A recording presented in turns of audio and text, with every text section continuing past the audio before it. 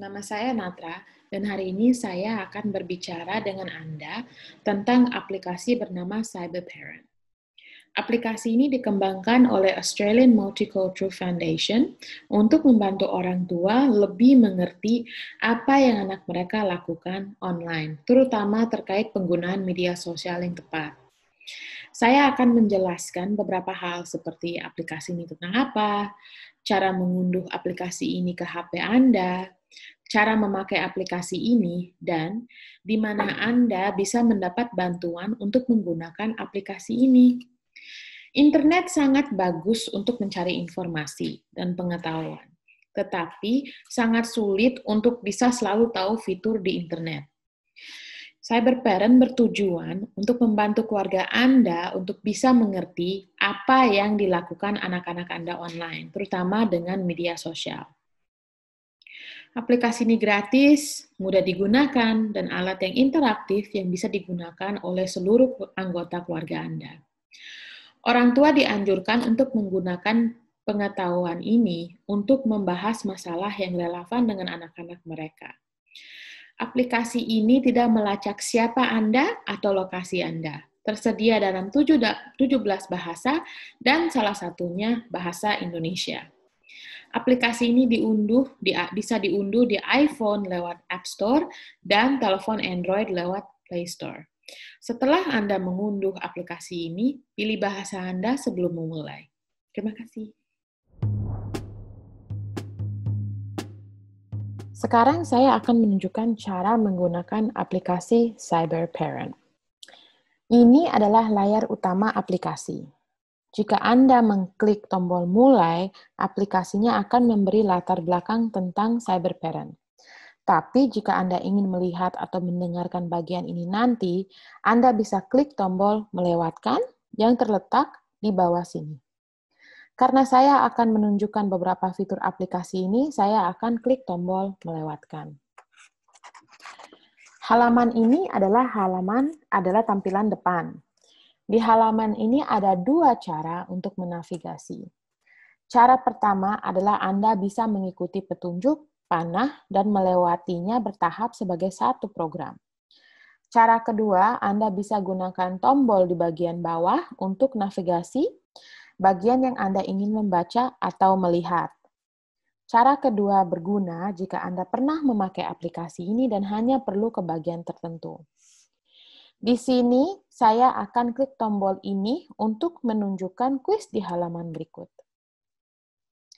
Di halaman berikut ada beberapa pertanyaan. Pertanyaan-pertanyaan ini adalah buat orang tua untuk memikirkan tentang waktu yang dihabiskan di internet. Anda bisa membaca pertanyaan-pertanyaannya atau mendengar pertanyaan-pertanyaannya dan menjawabnya. Sudahkah anak-anak Anda keluar rumah untuk berolahraga atau bermain hari ini?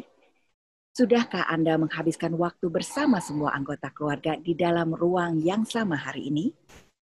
Sudahkah anak Anda menggunakan perangkat elektronik mereka lebih dari 1 jam hari ini? Sudahkah anak Anda membaca beberapa halaman buku hari ini? Apakah anak Anda mempunyai pekerjaan rumah?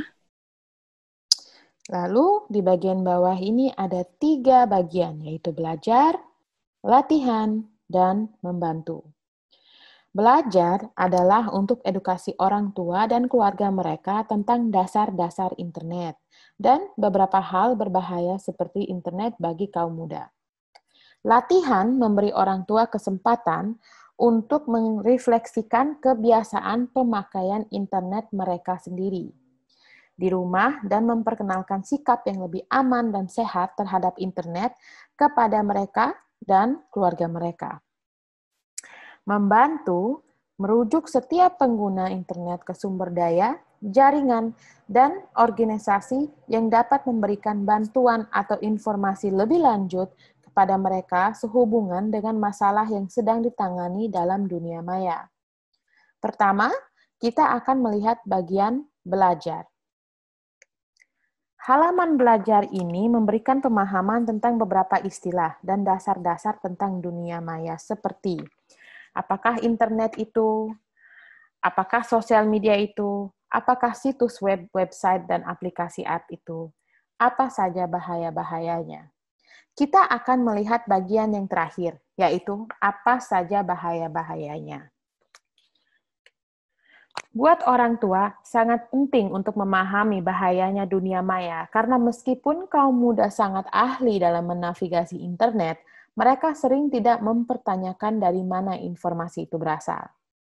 Misalnya, saat COVID-19, ada banyak pesan yang datang dari berbagai sumber melalui media sosial dan internet, dan ini sangat membingungkan.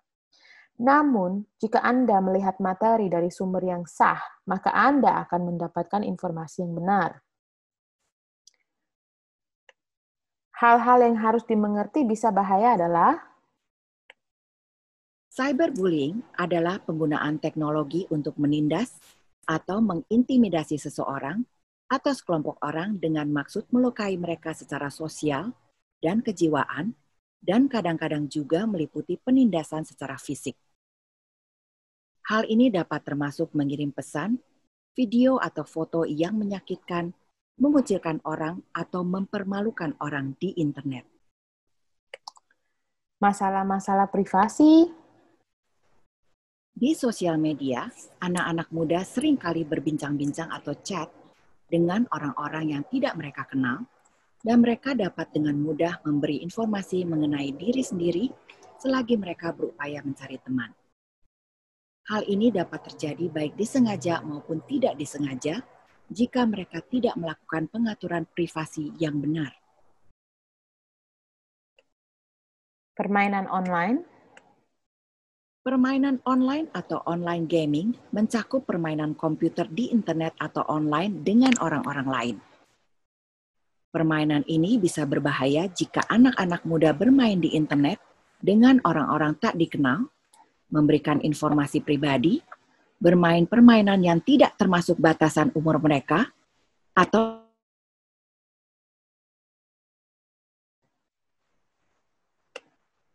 Grooming atau perekrutan.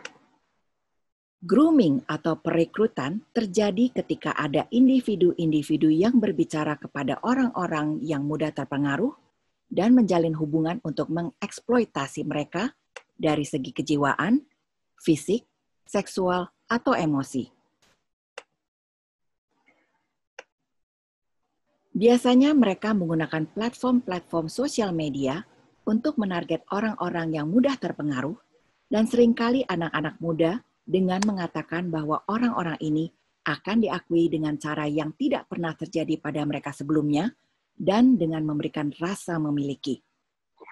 Satu contohnya adalah ketika seseorang menceritakan ideologi ekstrimnya dan berusaha untuk meyakinkan orang-orang lain supaya menjadi seperti dia. Terkadang para perekrut ini akan mencoba mendorong kekerasan sebagai cara memajukan pergerakan mereka. Mereka juga dapat memakai agama, ideologi politik, nasionalisme, atau motivasi-motivasi lain sebagai pembenaran tindakan mereka, walaupun banyak anggota mereka tidak percaya hal-hal ini sebelum bergabung.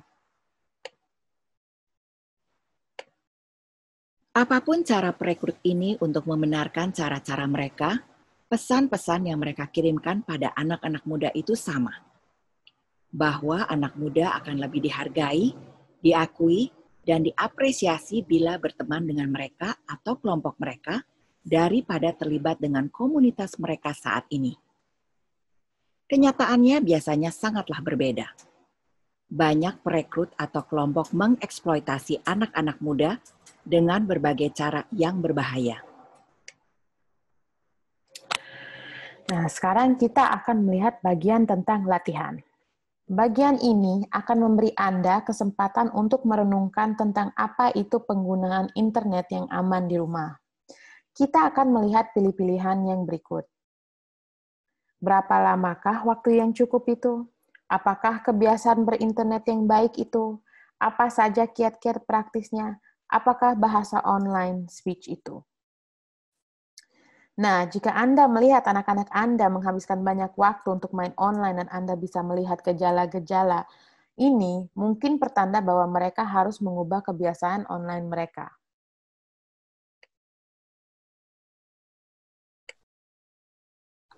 Jika Anda melihat ada perubahan-perubahan ini pada perilaku anak Anda, mungkin mereka terlalu lama memakai komputer, ponsel atau smartphone, atau tablet. Terobsesi dengan situs web atau website, atau permainan tertentu. Tampak gelisah atau mudah marah ketika jauh dari perangkat. Lelah atau kurang tidur. Sakit kepala. Penurunan prestasi di sekolah. Menghabiskan lebih sedikit waktu dengan teman. Nah, bagian berikut ini ada kuis yang ada 5 pertanyaan yang bisa membantu Anda untuk memahami berapa banyak waktu online yang sesuai untuk anak-anak Anda. Pertanyaan pertama, menurut Anda, apakah kamar tidur adalah tempat terbaik bagi anak-anak Anda untuk bermain permainan online? Walaupun anak-anak kita mungkin lebih suka bermain permainan di internet di kamar tidur mereka, ada baiknya kita meminta mereka bermain di ruangan di mana kita dapat mengawasi apa yang sedang mereka kerjakan. Jika anak Anda mengatakan bahwa mereka akan memberitahukan kode sandi atau password Facebook mereka kepada temannya, apakah Anda akan menyetujui itu? Ya, kami tahu bahwa apabila anak Anda memberitahukan kode sandi atau password mereka kepada teman-temannya, itu bukanlah hal baik, karena bisa saja ada tindakan yang dilakukan di internet oleh orang lain selagi berpura-pura menjadi anak Anda. Misalnya, menulis pesan-pesan jahat kepada teman sekolah atau guru. Sebaiknya mereka hanya memberitahukan kode sandi mereka kepada orang tua atau wali. Setelah ada pertikaian di sekolah, sekelompok anak-anak mengirimi pesan-pesan mengancam kepada anak Anda di Facebook. Apakah anak Anda sebaiknya mengabaikan saja hal itu seolah-olah itu hanyalah perilaku biasa di sekolah dan bukannya memberitahu Anda tentang hal itu? Jika anak-anak Anda memberitahukan segala hal yang membuat mereka tidak nyaman kepada Anda, maka itu bagus sekali. Ada baiknya pula menyarankan beberapa pilihan yang dapat diambil anak-anak ketika ditindas atau diintimidasi atau dilecehkan di internet, misalnya memblokir anak-anak tersebut dari laman atau page mereka dan menyimpan email atau komentar yang mereka terima. Ketika anak Anda sedang menggunakan internet, menurut Anda, apakah Anda sebaiknya menetapkan aturan-aturan pemakaian internet di rumah? Ya, memasang aturan-aturan yang jelas, sederhana dan mudah dibaca adalah cara yang sangat baik untuk menetapkan batasan-batasan penggunaan internet bagi anak-anak Anda. Jika anak Anda berkata bahwa seseorang yang mereka temui di internet ingin bertemu mereka langsung, apakah Anda akan menyetujui itu? Anda mungkin tahu bahwa tidak aman jika anak Anda bertemu seseorang yang mereka temui di internet tanpa pengawasan Anda. Anda dapat menggunakan kesempatan ini untuk membicarakan alasan-alasan mengapa hal itu tidak aman dengan mereka. Ingatlah untuk memberi penghargaan kepada anak Anda bila mereka berterus terang mengenai informasi ini, karena dengan demikian mereka akan terdorong untuk melaporkan insiden-insiden kepada Anda di masa mendatang. Nah, kuis ini menekankan pesan-pesan utama tentang mendukung anak-anak dan menjadi komunikator yang baik dan dengan mereka tentang kebiasaan online mereka, daripada mengabaikan mereka atau menunjukkan frustasi kepada mereka. Bagian ini membantu Anda dengan kiat-kiat praktis. Kiat-kiat ini bukan aturan dan setiap keluarga memiliki kiat-kiat tersendiri yang cocok buat keluarga mereka. Sebagai contoh, berikut beberapa kiat-kiat yang bisa membantu Anda.